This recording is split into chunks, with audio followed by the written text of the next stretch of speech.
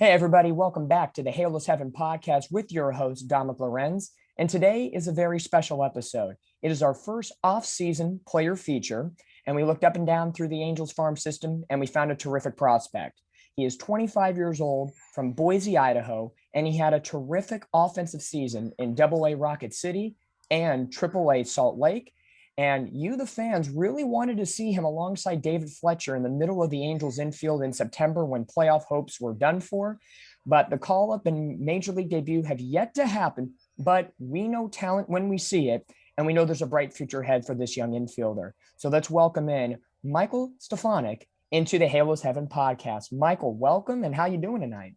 I'm great. Thanks for having me. I appreciate you having me on and, just excited to be here. Awesome. Well, there's a lot to get into. You are such a multi-talented prospect in the Angel system, offensively, defensively, and we've seen your rise within a two-plus year span. If you want to wipe out the 2020 no minor league season because of the COVID pandemic, and we'll get into that in a second. But we'll start this off first. The beginning of October, the AAA season ends with the Salt Lake Bees. And after 8 months of hardcore baseball 24/7 through spring training, through all the regular season games, and then it just dead stops. And for the last 3 to 4 weeks, your life is completely different with somewhat no minor league baseball season. What has that transition been like for you? And what do you do at the beginning of the off season?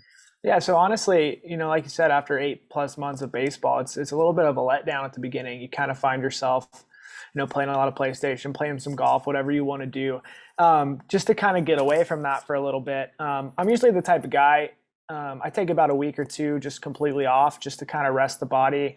I, like pretty much everybody, had a couple knocks going into the off season. So, trying to get those healed up. And but once the World Series hits or the NLCS, ALCS, I usually get back into it. I'm tuned in every night watching it and getting fired up to play again. So, currently right now I'm working out 5 days a week at the Angels facility in Tempe and working an off-season job. I do some marketing for a firm out of Santa Barbara. So, enjoying the off-season and really gearing up for 2022 at this point. Yeah, so in between that first couple weeks off, so here's a little kind of backup questions from what you said. A, who do you like, the Braves or the Astros here in the World Series? Yeah, I mean, you can't go for the AL West rival, so I'm a big Braves fan this World Series for sure. Okay, good. So we're all along the same page on this one here. And number two, you're working out at the Angels training facility in Tempe. Are you the only one there? Are there other minor leaguers or even some of the guys on the squad right now working out to keep their strength up for next season? Yeah, so mainly I'm working out at the minor league complex still, and it's a lot of the rehabbing guys who have dealt with, surgeries or coming off pretty major injuries. So that's the group I'm working with right now. I'm not injured. I just want to preface that. I'm just working out there because it's a place to work out and it's 5 minutes from my house. We just got a new strength coordinator and he's great.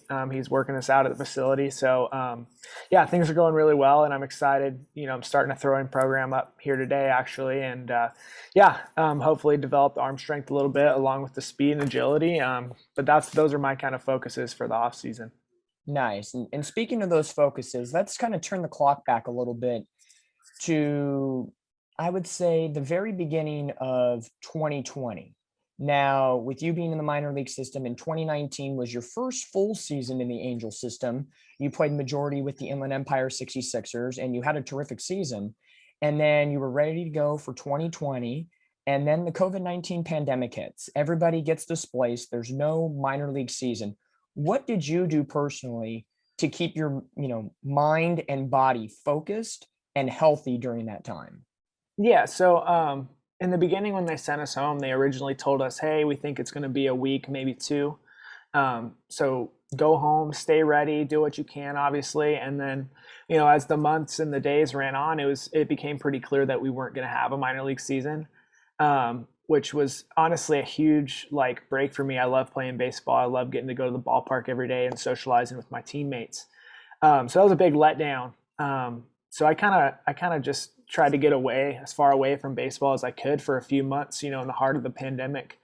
I got really good at golf. I did a lot of stuff outside and with the family and the people I was kind of quarantining with. So that's really what I did. And once the pieces and the ball started rolling that there was going to be a summer camp, I was hoping that I would get an invite. I ended up not, which was totally fine. I started working out in my garage, throwing, with my dad in the local park, that kind of stuff. Hitting in the little league cages where I played baseball at, just trying to, stay ready. But, at that point, all the gyms were closed where I was living at, and it was tough. I mean, I know for a lot of guys, maybe didn't come into that year with the best of shape, but it was a blessing. I felt like I really got my body prepared for 2021, and obviously, turned a corner with some power, and I really contribute that to the fact that I was able to just build up my body and my strength for 12, 15 months, whatever it was. So yeah, it was a letdown, but at the same time, I try to view things in a positive light and try to find silver linings. So it was a blessing in disguise, hopefully, for the rest of my career. Yeah, absolutely. I think kind of being a self-made man in that sense, kind of putting your own workout schedule together, there was no gym. So you had kind of had to find your way through, and, credit your dad for being the one to throw some catch to you. Hopefully he didn't injure his shoulder in any sense of the manner. He's all right. He's hanging in there. Yeah. So, you take that self-made pandemic workouts and you transferred it into a fantastic 2021 season.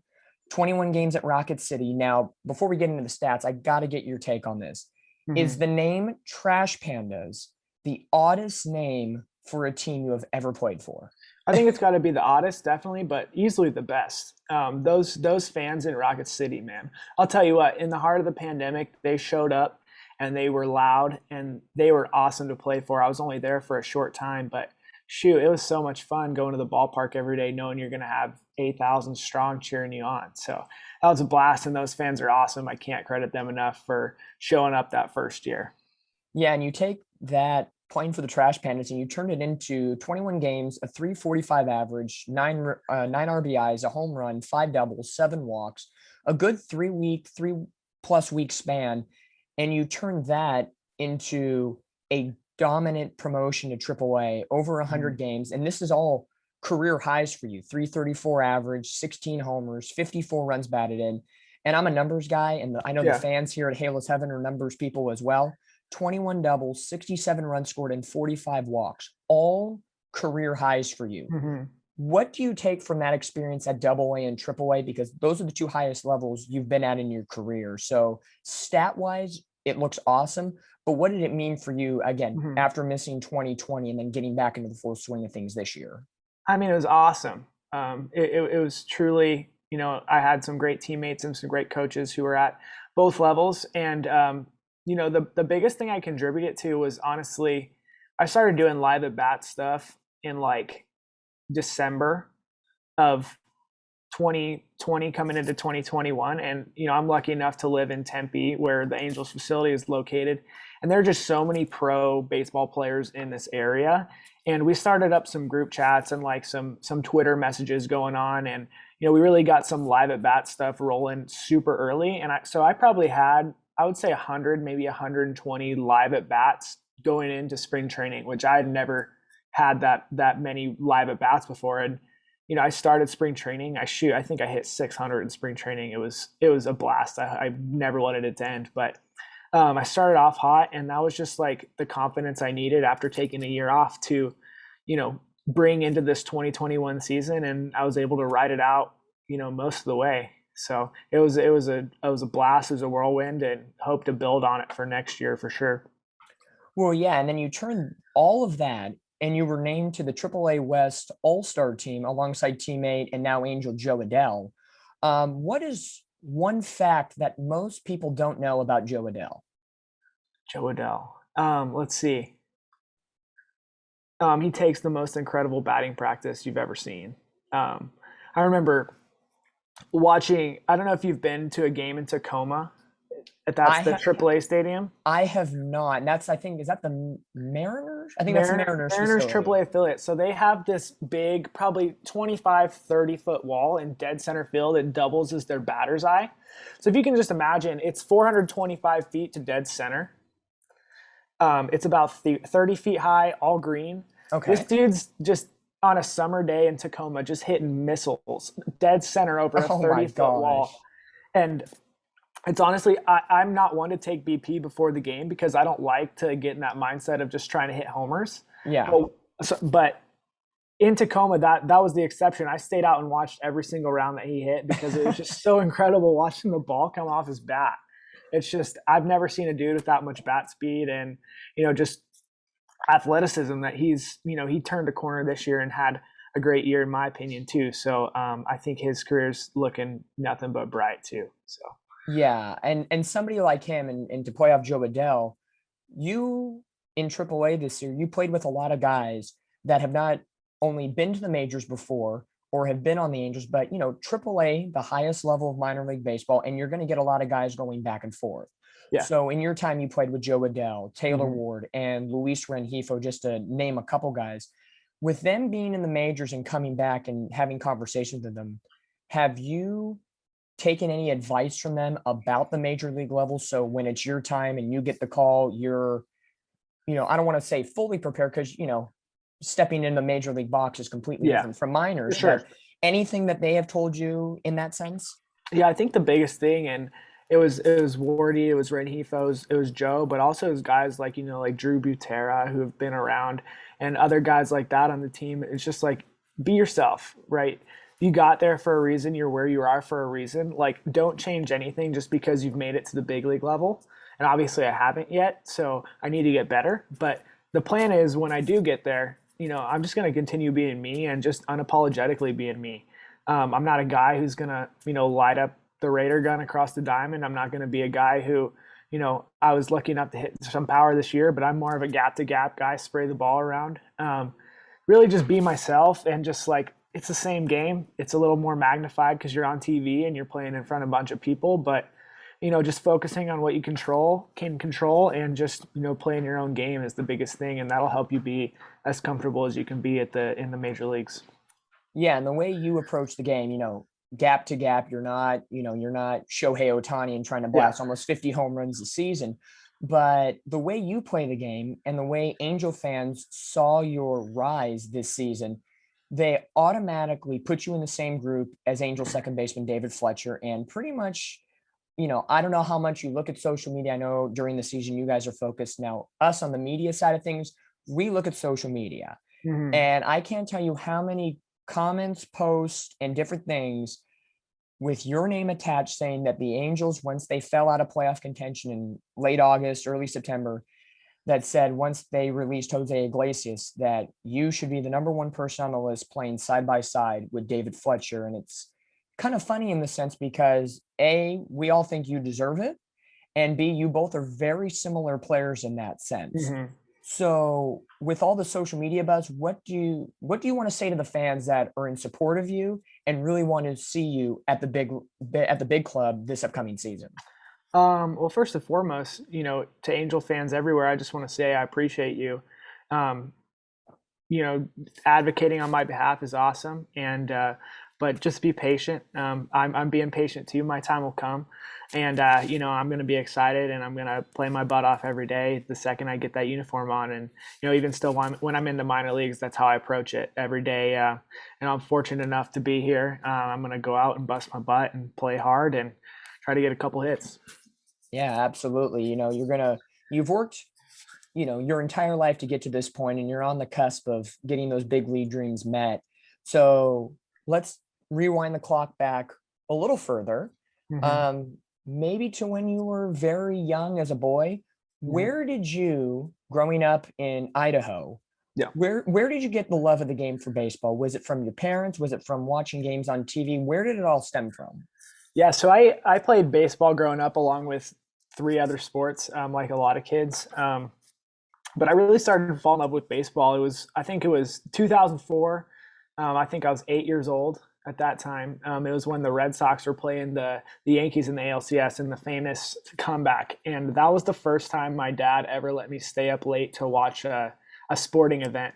So I got to stay up late till about midnight and watch that epic comeback by the Red Sox. And I just totally fell in love with the stories, the pageantry, everything about, the game of baseball and how crazy it is because there's no clock. Like you can't run it out. You can't, waste the lead away. You got to just, throw the ball over the plate and hope they don't hit it. So that's really when I fell in love. So after that, I became a diehard Red Sox fan. But as soon as I was signed my contract for the Angels, I was no doubt a diehard Angel fan. My best friend from college is a diehard Angels fan as well. So that was a pretty special moment to have when I got to call him up and say, "Hey, dude, I'm going to be an Angel." So yeah, that was awesome, and I'm definitely going to be an Angel fan for life after the opportunity they've given me. Yeah, so basically maybe your Johnny Damon, David Ortiz t-shirts went to the back of the closet a little bit. Exactly. Someone in the family kept him from safekeeping, but you take the love of the game and you played Little League, and then you get into high school and you have a terrific high school career, but the scholarships and the offers for big colleges weren't coming in. Mm-hmm. And then you end up finding your way to Santa Barbara, California, Westmont College. How did you get to Westmont College? Well, it started. I was a junior, and I was coming off an injury, and I had no offers. Wanted to play in college, but didn't really know where to start. So a family friend of mine, my dad's buddy from high school, ran this like recruiting service, and he was like, "Hey, man, you should go to, the Stanford baseball camp. There's like 100 different college coaches there. You've never been exposed to anything like that. Why don't you go do it?" And so I did. And just as fortune would have it, Rob Ruiz, who's the head coach at Westmont still, was my coach at the Stanford baseball camp. And one thing led to another. I probably hit really well that week, and he liked what he saw. And, I ended up walking on initially to the Westmont baseball program. Some scholarship money came to me later. But it was just, such by happenstance that I happened to go to that camp and find my way to Westmont is a special place, and it'll always hold a great place in my heart for sure. Yeah. And, sometimes some people call it fate, some people call it luck of the draw, but you get to Westmont. And I was reading a little bit about your college stats, and I found this the most interesting. I want to see how this resonates with you. Stefanic was named to both all GSAC team and GSAC Gold Glove team 4 years in a row, becoming the first Westmont player to ever earn those titles all 4 years of college. Mm-hmm. So you are the lone name in university history. What does that even mean to you? Because it's offensive and defensive side of the ball. Yeah, and trust me, my defense will improve. I see more social media posts than I'd like to let on. It will improve. I had kind of an injury this year that limited me a little bit, but it's getting taken care of, and it'll be better next year. It's good. It's, being at Westmont was great. Obviously, I had a bunch of great teammates and still lifelong friends to this day. But it was just really the environment I was in. I love to practice. I love to work on that stuff every day. I take really good pride in my defense, and I still do. But it was the opportunity I was given as a freshman. I was the fourth string second baseman coming into the fall of my freshman year, and ended up winning the job. So, I credit that to my coaches, my teammates, and a lot of hard work. That's really all it is. And I was fortunate enough to have a great 4 years there, and the Angels saw something in me that they liked, and hopefully it continues. Wow. So you take all of that at Westmont, the all-team offense, all-team Gold Glove, and you think, I don't want to say you're riding high, but you're feeling good into the draft after a good collegiate career. Mm-hmm. You don't get drafted. Things don't work out initially. And I want to get your take, because somehow, some way, maybe you can be up for an Oscar one day, because you kind of made a homemade prospect video that got sent around to some major league teams. Yeah. Is that true? What's the truth to that, and how did that even happen? So here's the story. I was in a pretty bad place, to be honest, after the draft, just mentally. And I did not know what I was going to do with myself. I had put all my eggs in that baseball basket. And, after such a great college career, it was a disappointment, to say the least, to not hear my name called or see it on the ticker with the draft tweets. But, I went home. I tried to figure out what I was going to do. My girlfriend at the time, her uncle worked in the front office for the San Diego Padres. And I had a meeting with him. And I was like, "Hey, man, like, how should I approach this? Like, should I do indie ball, whatever. I sent this prospect video, I guess you would call it. It was so bad. I filmed it on like an iPad or something. It was terrible. But I sent it out to a bunch of different indie ball teams. I got 0 responses from indie ball, completely, like, absolutely nothing. And then I sent it to all 30 major league teams, probably to about 4 or 5 different people per organization. So you can do the math on that. A lot of emails sent. But yeah, as fate would have it, Mike Gallego, who's the bench coach now, ended up seeing that video, and I think they just needed an extra body at the AZL. Somebody had gone down, and they called me up and was like, "How soon can you get to Arizona?" And I said, "I'm 7 hours away. I can be there tomorrow." And there it was, and I signed my contract, and away I went. And it was about a 2-week period where I had to like onboard back into like playing shape, because I hadn't played in 3-4 months at that point. So yeah, did the onboard, and then just hopefully we'll never stop hitting after that. Well, I would say the whole iPad video is the very, generational thing to do. Back probably in the 80s and 90s, that option would not have been there. But here in, 2018, it worked out for you in the best possible way. And as a lot of people say, what's the best availability? And 7-hour drive later, you're signing your contract with the Angels in July of 2018. And that's a special moment, I would say. I think, do you have that picture framed somewhere in the house of you signing your contract, or is that just a memory in your mind? What is that moment for you? It's my pinned tweet on Twitter, so I definitely have the picture. I'm going to frame it at some point, hopefully after a long big league career.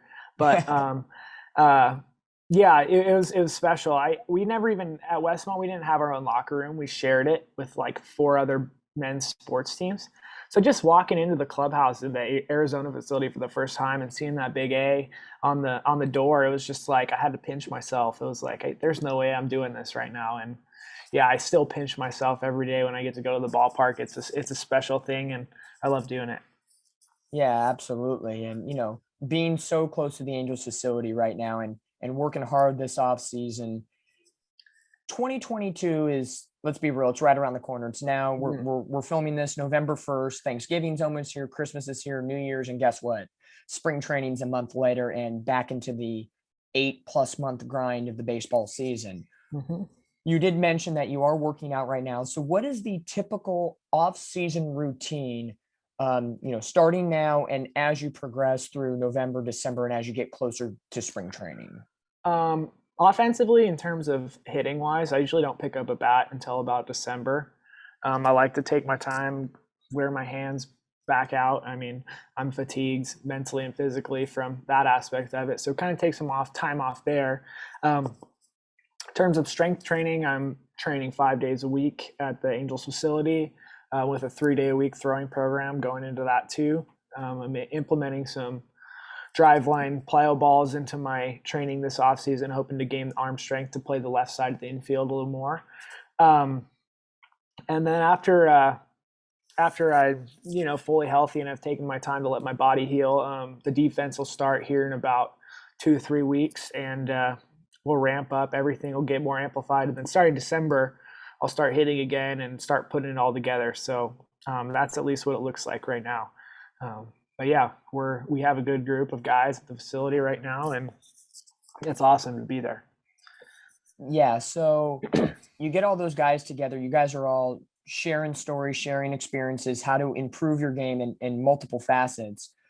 Besides, I know you mentioned a little bit about your defense, how you really want to improve that this offseason. What specifically about your defense do you want to improve the most? And what are other improvements that you want to make to your complete game moving forward? Well, moving forward, I was hampered by a little Achilles injury this year that kind of plagued me a little more than I would have let on to people. It hampered my movement, a decent amount. So just getting healthy on that should improve my range, but I'm going to hit the agility and the speed stuff really hard to be able to get to more balls, and especially in the shifts that the Angels like to play. I got to be able to move around in multiple different positions and get to more balls than I did this year. And then in terms of throwing, just talking about it, it never hurts to be able to throw the ball harder. And that's going to be important, especially play on the left side of the infield if I get an opportunity to do that, and even in the outfield if I need to. So those are the two main things I would say: speed and agility, and then just throwing arm, getting that better, improving that, getting healthy, and getting ready to go for 2022. Now, in the infield, between second, short, and third, and as you mentioned, if you have to go out in the outfield, you'll do whatever it takes.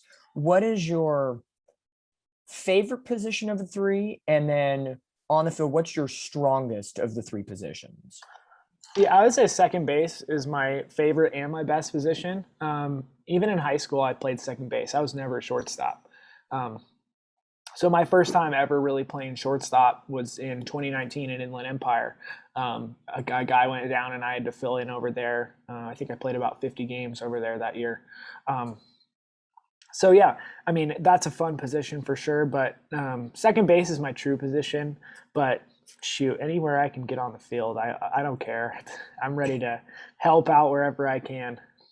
Now, here's a little fun question for you, because I feel everybody wants to do this right now, because we've seen the emergence this year of Shohei Ohtani doing hitting and pitching and doing the whole shebang at one time and barely getting any days off. Mm-hmm. Jared Walsh, first baseman for the Angels, he kind of did a little bit of that in minor leagues. Yep. Could you ever envision yourself as a two-way player? I've got a pretty nasty knuckleball, but I don't think it's good enough to get out any hitters. So no way. Did you replicate the knuckleball after Tim Wakefield, your Red Sox days? I did. I throw it with a 4-finger grip instead of a 2. But yes, I loved watching Wakefield for the longest time with the Red Sox. Yeah, so I just started trying to throw that, and it's not bad. It's not bad. Okay, so if you ever get the call up and Joe Madden ever calls up the bullpen phone or on the bench, hey, can anybody pitch? You'll put your hand up and get some pitching numbers in there. Let's do it. Let's do it. I'm ready to have an infinity ERA.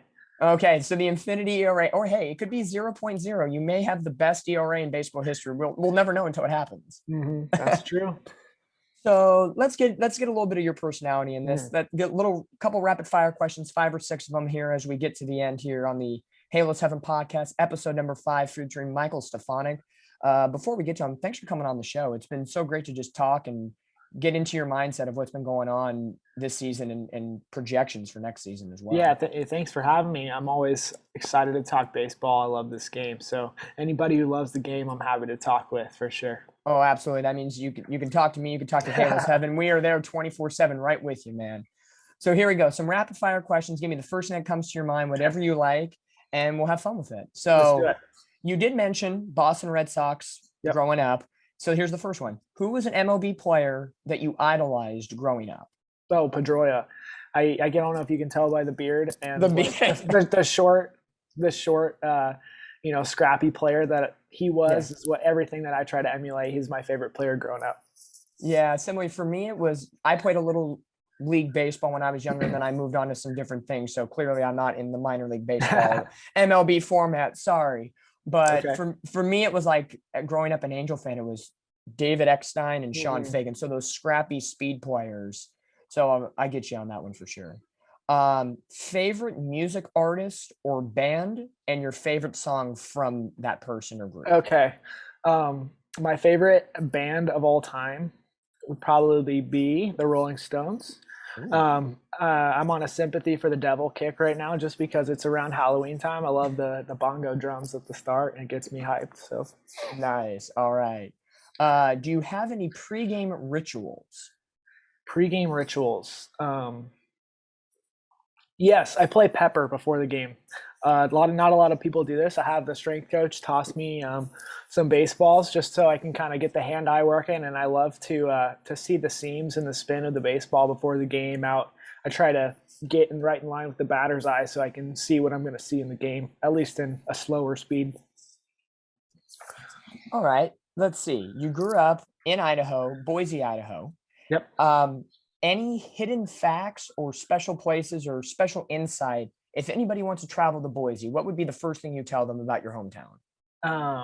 It's got something for everybody. If you're a summer person, there's lots of golf and water sports. If you want to, if you're more of a winter person, there's great skiing. About 45 minutes from my house is a big ski resort that we went to all the time. So it's got a little something for everybody. There's outdoor stuff to do. Hunting, fishing's great.